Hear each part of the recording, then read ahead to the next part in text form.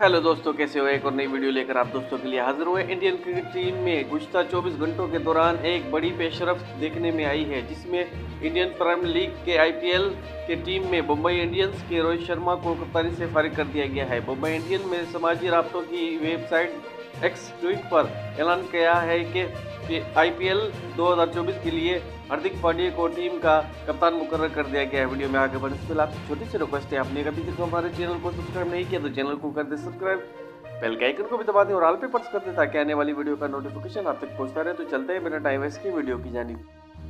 Mumbai Indians ने रोहित शर्मा को 2013 में टीम का कप्तान बनाया था, जिसके बाद उनकी क़यादत में मुंबई इंडियंस ने 5 मरतबा टूर्नामेंट जीतने में कामयाब रही है।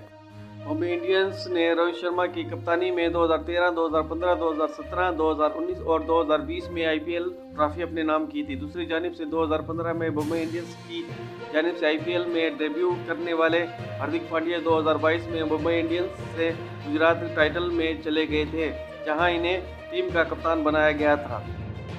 गुजरात टाइटल ने हार्दिक पांड्या की कप्तानी में 2022 में ट्रॉफी जीती थी, जिसके बाद गुज़श्ता माह ट्रेड के तहत पांड्या एक मरतबा फिर मुंबई इंडियंस में वापसी चले गए, जहां इन्हें कप्तानी दी गई। ये दोस्तों आज की ताज़ा अपडेट। वीडियो अच्छी लगे लाइक करें, शेयर करें, चैनल को जरूर सब्सक्राइब करें। मिलते हैं अगली वीडियो।